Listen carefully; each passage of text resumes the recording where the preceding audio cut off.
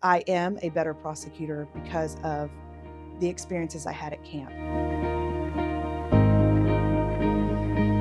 In the late 80s, Cook Hospital, the Warm Place, and Campfire got together and decided there was a need for children who were suffering from grief. The camp is called Camp El Tesoro, and the grief camp week is called El Tesoro de la Vida. It's always the treasure, but this week it's the treasure of life.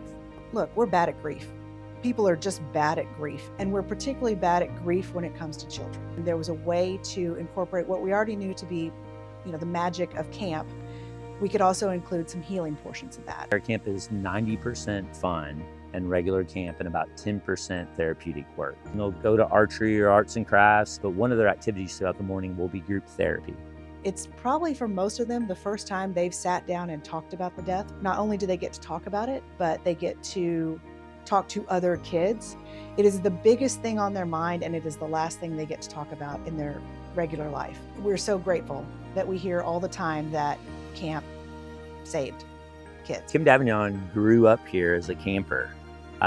She went through our counselor and training program. She was one of our counselors. And now for 30 years, she's been coming back to grief camp. Kim's expertise from her professional life has been a great benefit to this camp and the Campfire overall. She's helped to revise our risk management procedures, our abuse prevention and child protection procedures. It really helps keep our campers safe. It's almost chicken or the egg for me. I don't know how much camp informs work and how much work informs camp.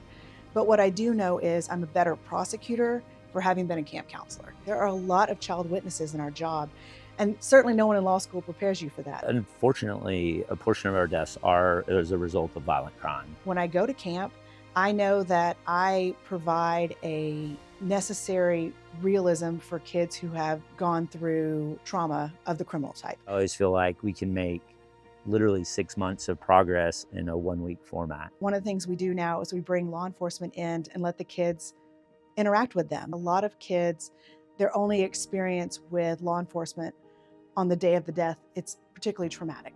Doing what I do, I like to see when people can see law enforcement as helpers and not as part of a trauma. Each of our campers paints a memorial rock in memory of the person who died in their life. And at our closing ceremony, we plant a new tree and they place the rocks around. And so, as you can imagine, over 38 years, we literally have groves of trees in several different places around camp. There's a moment on Friday nights where we do closings, and they're pretty emotional, right? Like we write letters to our loved ones.